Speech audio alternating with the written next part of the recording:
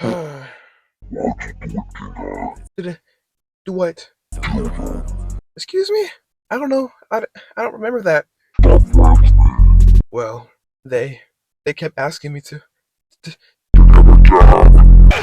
I'm sorry I had to put you through such a traumatic experience, but this is my story of how I suffered working grueling hours for my previous managers.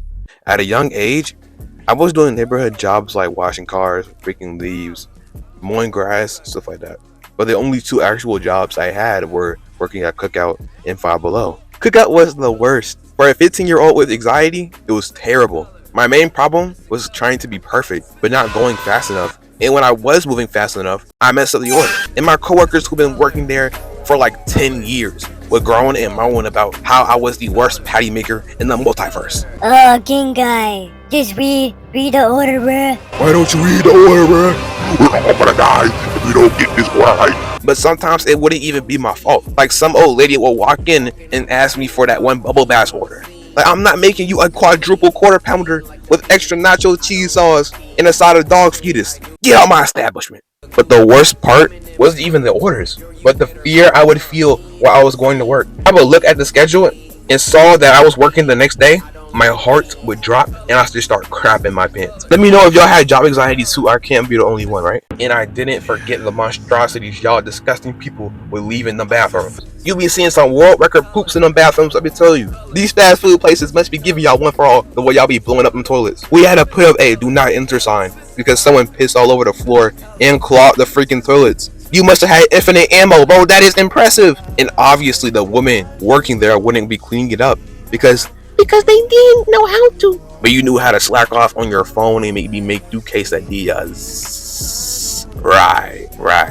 So the manager will look at the new hires and decide on which one will clean it up. But thankfully, they would always choose the awkward guy to do all the nasty chores because I'm not cleaning up your high blood pressure nuclear waste. But the reason why I stopped working there was because I was fired. I could finally return to the simple life. Eating, sleeping, doing nothing with my life, doom scrolling, the good life. But then I realized I was broke. I had a girl at the time and I wanted to give her the world, but couldn't afford a small fry at McDonald's. Do you know how embarrassing that is? To ask your partner for a chicken sandwich when you go to the movies with your friends and only can afford a ticket. I can't even afford to make the rest of this video. We'll dance for change. Then I was 16, still broke, thinking sad. Until a friend recommended our whole group to work with him for the season at Five Below. Now Five Below was a chill job. I was nervous going in, but thank Jesus I had no more anxiety. I hadn't really had any problems, but I do remember this one young couple, age 19 to 20, approximately 5'9" male, short hair, and 5'4" female, long hair, Spanish, middle to upper class, 7 to 8 o'clock in the you know who you are. They were laughing at me because I was tired inside of my feet, making a squeaking sound with each step. But other than that, everything was chill, just folding clothes, helping old people, grown men and women horse playing around the store, then folding those shirts again. A fat boy stealing candy. The most regular, schmegular job experience. I mean, except for the occasional girl drama and a random guy telling my manager that he'll kill him. Anyways, the job was pretty fun because it was full of my friends. We work and slack off together, which would result in the occasional 946 lashes of hours, but it was worth it. At this job, we had a whole bathroom situation too. It was a giant turd in the toilet. It stayed there for like 2 weeks until the whole bathroom smelled like roses on a random Tuesday. All of you might be wondering, why are these bathrooms getting blown up? And how did you spend all your money? I'll answer the second one. The first one was like really out of nowhere. Like, why would you ask me that seriously? I would spend at least 90% of my money on food. I wasn't even saving, investing, or even better charity. I would go to Kroger and give me that $5 chicken box.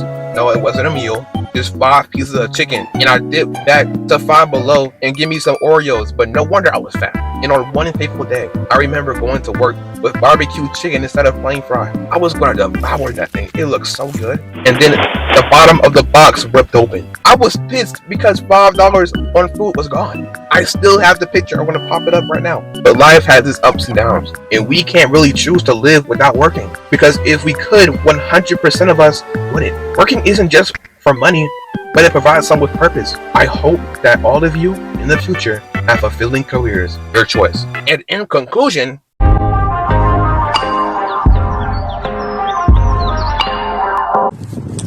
freaking gosh, why did that happen to me, bro? I spent $5.50 on this piece of chicken, bro. No, it's 4. 1, 2, 3. It's still in the freaking thing. Nope. I spent $5.50 on this piece of chicken, bro. I ain't even picking it up either, bro. Let the birds have it, bro. This pissed me off.